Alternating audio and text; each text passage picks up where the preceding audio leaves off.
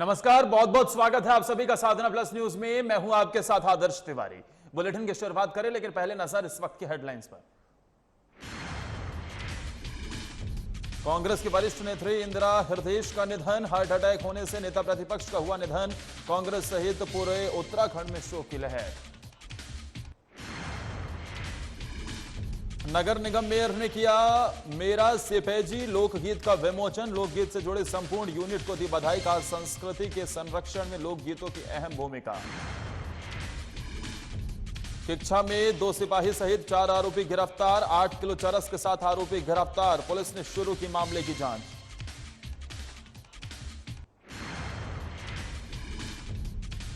और मसूरी में गहरी खाई में गिरी कार। 500 मीटर नीचे गहरी खाई में गिरने से मौके पर एक की मौत, 3 घायल दोनों महिलाओं को देहरादून अस्पताल किया रेफर।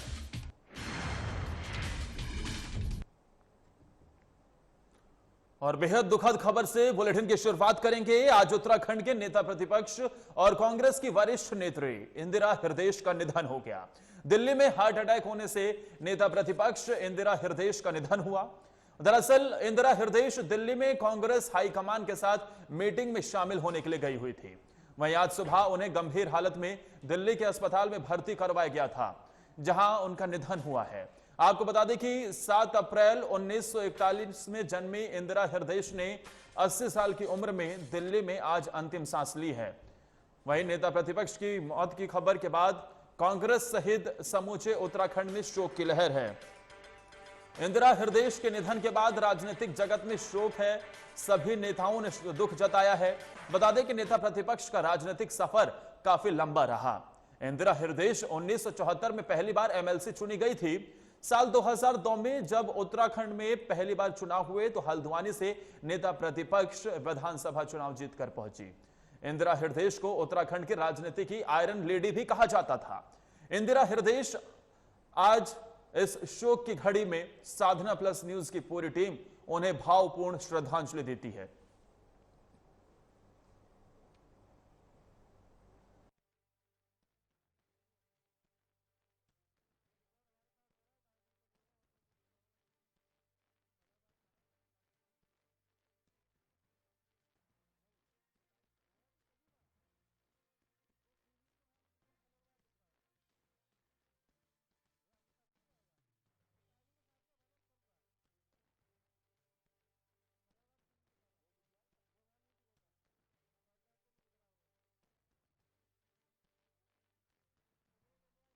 उम्र में अंतिम सांस ली है नेता प्रतिपक्ष इंदिरा हृदयेश ने। बेहद दुखद खबर राज्य की सियासत के लिए और बेहद बड़ा कद था इंदिरा हृदयेश का। हमारे साथ सुबोध ओनियाल जी फोन लाइन पर जुड़ गए हैं, उत्तराखंड सरकार में मंत्री हैं। सुबोध जी, बेहद दुख की एक घड़ी, नेता प्रतिपक्ष इंदिरा हृदयेश का निधन हुआ है, आपकी भावनाएं? निसंदेह बहुत दुखद खबर है। इंदिरा जी का जाना ये पूरे देश के लिए, पूरे प्रदेश के लिए बहुत बड़ी अपूर्ण क्षति है, क्योंकि उन जैसा व्यक्तित्व तो बहुत कम देखने को मिलता था। मेरे तो उनसे पिछले 40 वर्षों से संबंध है। एक मातृत्व की भावना के साथ जो उन्होंने अपनत्व दिया और इतना बड़ा पार्लियामेंट की संसदीय परंपराओं की गाथा और हमेशा संसदीय परंपराओं की मर्यादाओं का निर्वहन करना, ये उनके जीवन की बहुत बड़ी एक कार्यशैली थी। और सबसे बड़ी बात कि राजनीति में लोग बड़े दिल के बहुत कम मिलते हैं। तलगत सीमाओं से ऊपर उठकर बड़े दिल की भावना से जो राजनीति किया करती थी, ऐसे लोग भिड़ने मिला करते हैं। और मैंने आपसे कहा, मैं तो उनको बड़ा फाइटर थी, मैं उनको हमेशा झांसी की रानी कहा करता था। अभी तकरीबन हर दूसरे तीसरे दिन मेरी उनकी बातें हुआ करती थी। हम लोग विपक्ष, पहली बार विपक्ष में आमने सामने रहे। हम सत्ता पक्ष में थे, वो विपक्ष में थी, लेकिन विपक्ष की नेता के रूप में उन्होंने कभी सरकार को शर्मिंदा करने का प्रयास नहीं करा। हमेशा राज्य हित में सरकार को सुझावात्मक राजनीति उनकी थी, ताकि सरकार की भावनाओं में अगर और सुधार की गुंजाइश हो तो उनको करके निर्णय लिए जाए। ये उनका व्यक्तित्व था। बहुत जिद्दी नेचर था। अगर किसी काम की ठान ली कि करना है तो उस काम को करने के लिए तो किसी भी हद तक जा सकती थी। और सबसे आपने जो आपने कहा, जो बड़प्पन कभी उनके अंदर नहीं दिखाई दिया। बिल्कुल इस तरह से बात किया करती थी, सत्ता व्यक्ति हो विपक्ष का व्यक्ति हो, जैसे उसको कुछ सिखाने का प्रयास कर रहे। हमको बहुत कुछ उनसे सीखने का अवसर मिला। मुझे एक वाकया याद है, नागेंद्र तिवारी जी मुख्यमंत्री थे, एक किसी काम को लेके मेरा उनसे थोड़ा सा गर्मा गर्मी हुई, तो शाम को मुझे फोन किया कि सुबह तुम्हारे उस काम को मैंने तो उसका जीओ जारी कर दिया है, पर अब थोड़ा गुस्सा कम हुआ। तो वो एक मैंने आपसे कहा कि सिखाने का प्रयास भी करती थी। और जो नई पीढ़ी के लड़के हैं, इनको तो संसदीय परंपराओं को जानने का बहुत बड़ा उनके द्वारा हम लोगों को ज्ञान दिया जाता था। आज सबसे बड़ा दुख ये है कि ऐसा संसदीय परंपराओं का ज्ञाता अब हमारे राज्य में नहीं रह गया। वो हमारे राज्य में इस समय संसदीय परंपराओं की सबसे बड़ी विद्वान राजनीति की थी, और उनके जाने से बहुत बड़ा नुकसान उत्तराखंड का हुआ है। मैं तो सुबह से विश्वासी नहीं हुआ जब खबर आई, उनके ओएसडी का फोन आया। बड़ा अजीब सा लगा कि ऐसा व्यक्तित्व हमारे बीच से चला गया जो हमेशा बार बार हमें अच्छा करने की प्रेरणा देता था। जो उनपे नरेंद्र तिवारी और स्वर्गीय हेमंत चंद्र बहुगुणा जी की इस पर छाप उनपे दिखाई देती थी। कभी खुद को बड़ा न समझते हुए उन्होंने हमें तो यह प्रयास किया कि हर व्यक्ति को कुछ ना कुछ भेजो, उनके पास गया उसको कुछ ना कुछ देने का काम अवश्य किया होगा। ऐसा व्यक्तित्व राजनीति में मैंने कहा बिल्डे मिला करते हैं। जी हेलो सुबोध जी, बहुत बहुत शुक्रिया आपका जुड़ने के लिए हमारे साथ, और साथ ही अपनी संवेदनाएं व्यक्त करने के लिए, अपनी यादों को साझा करने के लिए उनके साथ। हमारे साथ बीजेपी के प्रदेश अध्यक्ष भी जुड़ गए हैं, मदन कौशिक जी। मदन कौशिक जी, इंदिरा हृदयेश, जिन्हें उत्तराखंड की सियासत का आयरन लेडी कहा जाता था, अपने इलाकों के लोगों के लिए वो मसीहा बनकर हमेशा उभरी, महिलाओं का नेतृत्व तो हमेशा वो करते नजर आई। उत्तराखंड की सियासत के लिए कितना बड़ा नुकसान आज हुआ है? देखिए, निश्चित रूप से उत्तराखंड की राजनीति में एक बहुत बड़ा नुकसान आज हुआ है। इंदिरा जी केवल उत्तराखंड में नहीं, उत्तर प्रदेश विधानसभा की समस्या भी रही है, और राज्य के स्तर पर जब से राज्य बना उन्होंने यहाँ एक बहुत ही सफलता के साथ प्रदेश का अनेक रूपों में नेतृत्व किया है। वो सत्ता पक्ष में रहते हुए एक शालीनता के साथ सत्ता कैसे चलाई जाती है, विपक्ष को कैसे साथ रखना, और विपक्ष भी कहते हुए किस प्रकार सत्ता पक्ष को काम कराने के लिए मजबूर करना, ये उनकी एक बहुत बड़ी खूबी थी। मुझे बड़ा नजदीक से उनके साथ काम करने का अवसर मिला है, और अनेक ऐसे अवसर आए जब उनसे कई बार मैंने कुछ विषयों पर सलाह लेना भी उचित समझा, उन्होंने व्यवहार मुझे सलाह भी दी है। 2030 का एक वाक्य मैं आपको बताता हूँ। इंदिरा जी संसदीय कार्य मंत्री थी, मैं विधायक था जी। एक भूमिका कानून बना था, कांग्रेस के अनेक मित्र चाहते थे उस कानून में संशोधन न हो। विपक्ष के तौर पर हमने उस विषय को उठाया। इंदिरा जी ने कहा कानून आगे भी बनाया जाता है, अगर संशोधन की आवश्यकता है तो करेंगे। तत्काल प्रदेश से सलाह करते और एक हाउस के अंदर ही अनाउंस कर दिया कमेटी का, और उसका समाधान निकल कर आया। अभी मैं संसदीय कार्य मंत्री के तौर पर भराड़ी कैंप में था जी। कांग्रेस के मित्रों ने हाउस नहीं चलाना, इस प्रकार का अवरोध उत्पन्न हो गया। बजट तो पास होना था, हमने इंदिरा जी को कहा कि अब बजट पास होना है, इस प्रकार का अवरोध नहीं होना चाहिए। उन्होंने तत्काल अपने सारे सदस्यों को बुलाकर कहा समस्या का समाधान हाउस के अंदर निकलता है, बाहर नहीं निकलेगा, इसलिए आप हाउस में अपना विषय रखिए और सरकार को अवरोध भी दूर किया। इस प्रकार से एक पॉजिटिव नेता वो रही है। कई बार हम देखते हैं कोई नेता मन का बड़ा होता है, कोई नेता पद का बड़ा होता है, कोई नेता पद का बड़ा होता है। बिल्कुल इंदिरा जी ऐसी अकेली नेता थी जो पद में भी बड़ी थी, पद में भी बड़ी और खुद में भी बड़ी, तीनों चीजों में बड़ी नेता आज हमारे बीच में नहीं है। उत्तराखंड राज्य की राजनीति में एक बहुत बड़ा नुकसान इसे मैं मानता हूँ। मदन कौशिक जी, क्या आपकी उनके परिवार में किसी से बात हो पाई? कब तक उनके पार्थिव शरीर को देहरादून लाए जाने की तैयारी है? क्या इस बारे में परिवार वालों से आपकी कुछ बात हो पाई?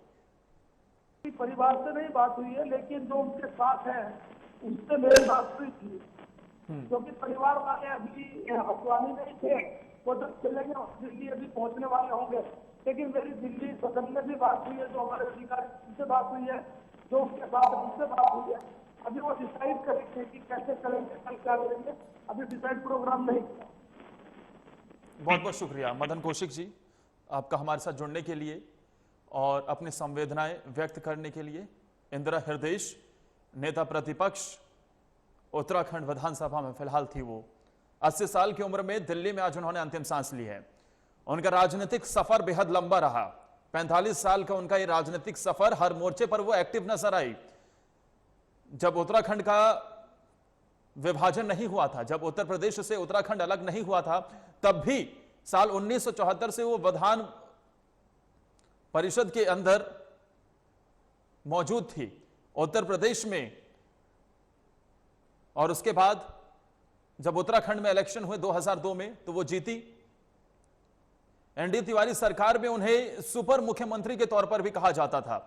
ऐसा माना जाता था कि जो इंदिरा हृदयेश कह देती थी, उनकी बातों को कोई भी दरकिनार नहीं करता था, उनकी बातों को जरूर माना जाता था।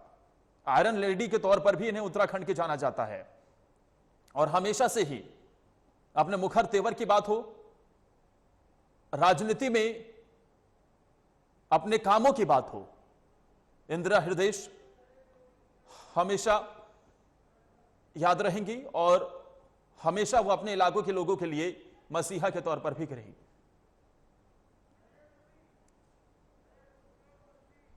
और अब हमारे साथ उत्तराखंड सरकार के उद्योग मंत्री गणेश जोशी जी फोन लाइन पर जुड़ गए। गणेश जोशी जी, 45 साल का लंबा करियर रहा इंदिरा हृदयेश का, हर मोर्चे पर वो एक्टिव रही। 80 साल की उम्र में उन्होंने दिल्ली में आज अंतिम सांस ली। आपकी भावनाएं? देखिए, मैं सबसे पहले तो मुझे बड़ा आश्चर्य हुआ जब मैंने इनके निधन का खबर सुना, क्योंकि कल मैं टीवी में इनका बयान देख रहा था, जब मैंने भी चुनाव लड़ना है, सबने चुनाव लड़ना है। और आज जब मुझे जिनका समाचार मिला, मैं एक कार्यक्रम में था, तो एक बार तो मुझे विश्वास नहीं हुआ, फिर मैंने कंफर्म किया। और उत्तराखंड ने एक बहुत परिपक्व नेता को खो दिया है जी। मेरा उनसे व्यक्तिगत ही बड़ा अच्छा परिचय था।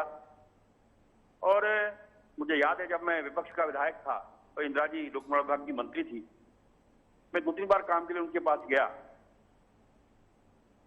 तो मुझे ऐसा नहीं लगा कि मैं किसी विपक्ष के नेता के पास गया, उन्होंने मेरी बात सुनी, हमारा काम किया जी। राजनीति में ऐसे व्यक्तित्व बहुत कम होते हैं। उनके निधन से उत्तराखंड को एक अपूर्ण क्षति हुई है, जिसकी भरपाई होना मुश्किल है। और 80 साल की उम्र में इतना काम करती मैं देखता था। गैरसैंण के अंदर जब विधानसभा चल रही थी, इतनी ठंड पड़ रही थी, हमने स्वेटर और जैकेट पहन रही थी, और इंदिरा जी ने मात्र स्वेटर और शॉल पहनने की, तो मैंने दीदी आपको ठंडी लग रही, तो मजाक कर रही कि बेटा मैंने देसी घी खा रखा है। तो ऐसा विशाल व्यक्तित्व आज हमें छोड़कर चला गया है। मैं दिल की गहराइयों से उस महान आत्मा की शांति के लिए प्रार्थना करता हूँ और इसमें से प्रार्थना करता हूँ उनके परिजनों को इस असीम दुख को सहने की शक्ति। बिल्कुल जाहिर तौर पर जिस तरीके से आप बता रहे हैं गणेश जोशी जी, उनका व्यक्तित्व वो हमेशा से ही देखा गया कि किस तरीके से वो पार्टी लाइन से इतर होकर भी सभी राजनेता उन्हें मानते रहे, बड़ी बहन के तौर पर उन्हें मानते रहे और उन्होंने भी हमेशा सबकी बातों को सुना। शायद इसी वजह से उन्हें आयरन लेडी के तौर पर भी कहा जाता रहा उत्तराखंड की, और हमेशा से ही उनकी बातों को सुना गया है। बहुत बहुत शुक्रिया गणेश जोशी जी आपका हमारे साथ जुड़ने के लिए और भावपूर्ण श्रद्धांजलि देने के लिए इंदिरा हृदयेश को। 80 साल की उम्र में आज उन्होंने अंतिम सांस ली। लेकिन उत्तराखंड की राजनीति के लिए एक बहुत बड़ा नुकसान आज हुआ है, कांग्रेस के लिए भी एक बहुत बड़ा नुकसान, जिसकी भरपाई करना शायद असंभव है, क्योंकि इंदिरा हृदयेश जो कि राजनीति में हर मोर्चे पर एक्टिव रही, 45 साल का उनका लंबा राजनीतिक करियर, उत्तर प्रदेश से लेकर उत्तराखंड में उनके चाहने वाले की कोई कमी नहीं है। 1941 में उत्तर प्रदेश के अयोध्या में उनका जन्म हुआ था। बहुत बहुत भावपूर्ण श्रद्धांजलि इंदिरा हृदयेश को। 80 साल की उम्र में उन्होंने अंतिम सांस ली और ऐसे नेता को छोड़कर इस दुनिया को चला जाना जाहिर तौर पर कहीं ना कहीं राजनीतिक लिहाज से भी उत्तराखंड के लिए एक बहुत बड़ी क्षति है। अब आगे बढ़ते हैं। मुख्यमंत्री तीरथ सिंह रावत आज दिल्ली के लिए रवाना होंगे। बड़ी खबर हम आपको बता रहे हैं, मुख्यमंत्री तीरथ सिंह रावत आज दिल्ली के लिए रवाना होंगे। उनका यह दिल्ली दौरा और इस मौके पर वो राष्ट्रपति, उपराष्ट्रपति, लोकसभा अध्यक्ष से मुलाकात करेंगे। साथ ही राज्य से संबंधित महत्वपूर्ण बिंदुओं पर चर्चा भी होगी। मुख्यमंत्री 14 और 15 जून को केंद्रीय मंत्रियों से भी मुलाकात करेंगे। इसके साथ ही आज शाम दिल्ली के लिए जब मुख्यमंत्री तीरथ सिंह रावत रवाना होंगे तो राष्ट्रपति, उपराष्ट्रपति, लोकसभा अध्यक्ष से उनकी मुलाकात होगी और फिर 14 और 15 जून को केंद्रीय मंत्रियों से भी वो मुलाकात करेंगे। राज्य से संबंधित महत्वपूर्ण बिंदुओं पर विचार विमर्श किया जाएगा। सीएम तीरथ सिंह रावत का यह दौरा बेहद महत्वपूर्ण माना जा रहा है क्योंकि उत्तराखंड की सियासत भी कहीं ना कहीं अब करवट लेती हुई नजर आ रही है। अगले साल विधानसभा के इलेक्शन हैं और इसको लेकर अब मुख्यमंत्री तीरथ सिंह रावत दिल्ली पहुंच रहे हैं। दिल्ली दरबार में किन मसलों पर चर्चा होती है यह देखना होगा। कई केंद्रीय मंत्रियों से मुलाकात करेंगे तो जाहिर तौर पर राज्य के लिए कई प्रोजेक्ट्स पर भी बात हो सकती है। सहयोगी विकास इस खबर पर ज्यादा जानकारी के लिए फोन लाइन पर है। विकास, सीएम तीरथ सिंह रावत का दिल्ली दौरा कितना महत्वपूर्ण? जी आदर्श, बिल्कुल। आज जो है शाम को जो है मुख्यमंत्री तीरथ सिंह रावत का दिल्ली दौरा है और ऐसे में एक दुखद खबर राज्य के लिए ये है कि जो नेता प्रतिपक्ष है इंदिरा हृदयेश, उनका आज निधन हो गया है। तो सूत्रों से जो जानकारी मिल पा रही है आदर्श कि आज जो है, क्योंकि जिस तरीके से जो नेता प्रतिपक्ष इंदिरा हृदयेश का जो निधन हुआ है, आज पूरे राज्य में पूरी शोक की लहर है और ऐसे में सरकार ने जो है एक दिन का जो है राज्य में राजकीय शोक घोषित किया है। तो ऐसे में जो जानकारी मिल पा रही है कि मुख्यमंत्री आज जो उनका दिल्ली 2 दिवसीय जो दिल्ली का दौरा था वो स्थगित भी हो सकता है, जो जानकारी अभी मिल पा रही है। लेकिन जो तय कार्यक्रम मुख्यमंत्री का था कि 2 दिनों तक जो है मुख्यमंत्री कार्यालय दिल्ली में था, जहां पर विभिन्न केंद्रीय मंत्रियों से उन्हें मुलाकात करनी थी। इससे पहले भी खुद जो है मुख्यमंत्री दिल्ली जा चुके हैं और कई मंत्रियों से मुलाकात की है मुख्यमंत्री ने। और ऐसे में आज ये दौरा था तो कहीं ना अगर देखा जाए तो जिस तरीके से राज्य में जो है राजकीय शोक घोषित किया है, बड़ी दिग्गज नेता, वरिष्ठ नेता थी इंदिरा हृदयेश, उनका निधन हुआ है। तो ऐसे में जो जानकारी मिल रही है कि आज मुख्यमंत्री का जो ये दिल्ली का रवाना स्थगित हो सकता है। ठीक, बहुत बहुत शुक्रिया विकास, तमाम जानकारी देने के लिए आपका।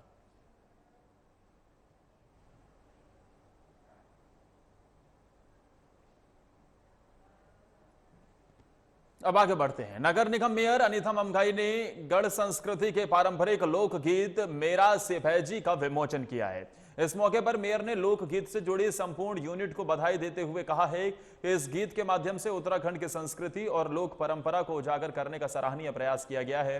उन्होंने कहा कि उत्तराखंड के लोकगीत उत्तराखंड की संस्कृति, रहन सहन, यहाँ की प्राकृतिक सौंदर्यता और ऐतिहासिकता से लोगों को जागरूक करते हैं। लोकगीत को रेशमा शाह और अजय नौटियाल ने अपनी मधुर आवाज से सजाया है, जबकि उत्तराखंड के सुपरस्टार पन्नू गोसाई ने अपने अभिनय से इसमें 4 चांद लगाए हैं।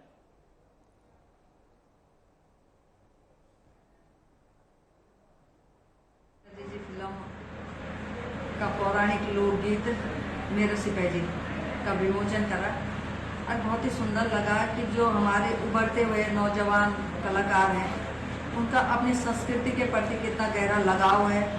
जो युवा पीढ़ी हमारी पहले पाश्चात्य सभ्यता की तरफ भागती थी, आज वो अपनी संस्कृति को आगे बढ़ावा दे रही है। प्रधानमंत्री की महत्वाकांक्षी परियोजना ऑल वेदर रोड से लोगों की मुसीबतें कम होने का नाम नहीं ले रही हैं। ऑल वेदर रोड निर्माण कार्य के चलते बरसाती पानी लोगों के घरों में घुस रहा है। वहीं एनएच द्वारा किया जा रहा निर्माण कार्य भी सवालों के घेरे में है। एनएच द्वारा मलबे के ऊपर पुश्ते का निर्माण किए जाने पर कांग्रेस कार्यकर्ताओं और स्थानीय लोगों ने धरना देकर विरोध जताया है। तहसीलदार के आश्वासन पर लोगों ने धरना समाप्त किया है। शनिवार सुबह हुई तेज बारिश के चलते कर्णप्रयाग गांधीनगर के पास एक ऑटो गैराज की दुकान और एक मकान में पानी घुसने से परिवार के सदस्यों को घर को छोड़कर दूसरी जगह जाना पड़ा। पानी घुसने की सूचना पर कांग्रेस प्रदेश महामंत्री के नेतृत्व में कांग्रेस कार्यकर्ताओं ने मौके पर पहुंचकर एनएच की कार्यप्रणाली पर नाराजगी जाहिर करते हुए धरना दिया। कांग्रेस प्रदेश महामंत्री हरिकृष्ण भट्ट ने कहा है कि एनएच द्वारा जिस जमीन पर पुश्ता दिया जा रहा है वो मलबे के ऊपर दिया जा रहा है। कोई बड़ा हादसा भविष्य में हो सकता है। तो देखो, कर्णप्रयाग नगर में एनएच जो काम कर रहा है, इसमें इतनी अनियमितताएं कार्यदायी संस्था द्वारा जो है की गई है। एक तो सारी सड़कों में जो है कहीं भी नाली नहीं बनी हुई है। वाटर जो उसका निकासी है, पानी की निकासी है, उसके कहीं कोई रास्ते उपलब्ध नहीं कराए हैं। नतीजा पानी बरसात का लोगों के घरों में जा रहा है। और ये जो सामने दीवार बनाई जा रही है, दीवार हवा में है।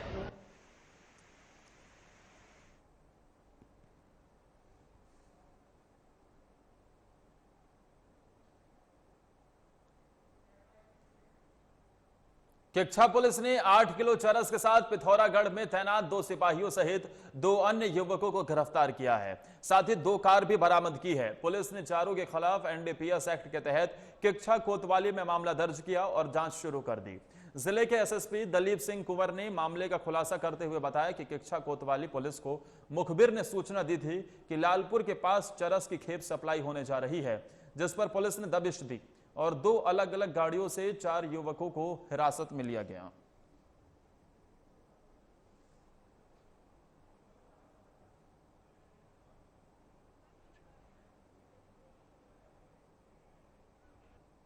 थाना किच्छा पुलिस ने 8 किलो चरस की बरामद की है। इसमें 2 लोग हमारे विपुल सैला और पीयूष खड़ा है, एक खटीमा के रहने वाले हैं। ये मेडिकल लाइन में जो है हमार के रूप में काम करने वाले थे, जो डिवीजन में काम कर रहे थे लोग।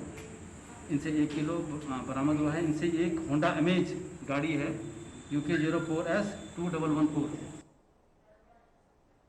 मसूरी के देहरादून मार्ग पर लाइब्रेरी शिफन कोर्ट के पास एक स्विफ्ट कार अनियंत्रित होकर 500 मीटर नीचे गहरी खाई में जा गिरी, जिसमें सवार 4 लोगों में से एक व्यक्ति की मौके पर ही मौत हो गई।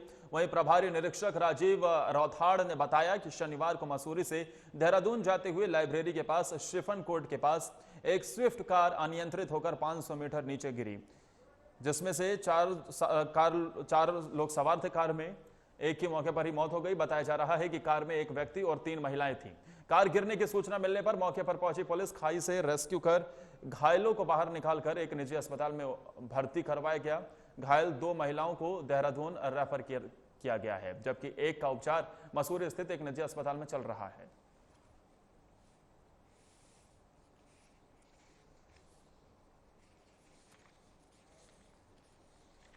इस शिफन कोर्ट के पास एक गाड़ी गिरी थी, मुझे थोड़ी देर पहले पता चला था। तो उसमें एक फैमिली थी जिसमें एक पुरुष और 3 महिलाएं थी। गाड़ी करीब 250-300 मीटर नीचे गाड़ी खाई में गिर गई थी। तो 3 लोग थे और 3 महिलाएं हैं जिनको बचा लिया गया है, रेस्क्यू कर लिया गया है। एक पुरुष है जिनके एक्सपायर हो गए हैं, उनकी बॉडी जो है निकलवाई जा रही है। खबर जोशीमठ से है, जहां मूसलाधार बारिश और ओलावृष्टि की वजह से ग्रामीण इलाके में काफी नुकसान पहुंचा है, जिससे पेयजल लाइन टूट गई है। साथ ही ग्रामीणों को आवाजाही में काफी परेशानियों का सामना करना पड़ रहा है। बारिश और ओलावृष्टि से यह नुकसान हुआ है। फिलहाल प्रशासन की तरफ से मामले में काम करना शुरू कर दिया गया है, लेकिन ओलावृष्टि और बारिश की वजह से ग्रामीण इलाके में देखिए कितना नुकसान हुआ है। पेयजल लाइन भी इसमें पूरी टूट गई है।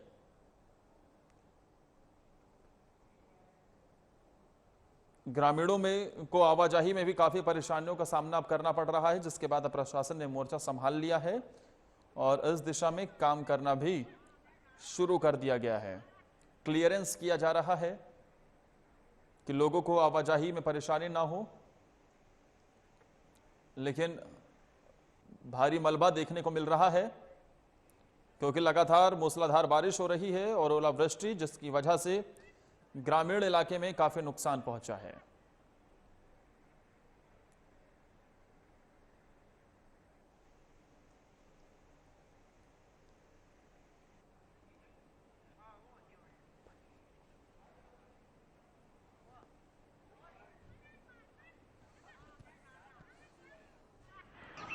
ग्राम पंचायत भेटा के अंतर्गत आपदा के दौरान अत्यधिक मूसलाधार वर्षा होने के कारण और बादल फटने के कारण कुछ ग्राम पंचायत की परिसंपत्ति का नुकसान हुआ है।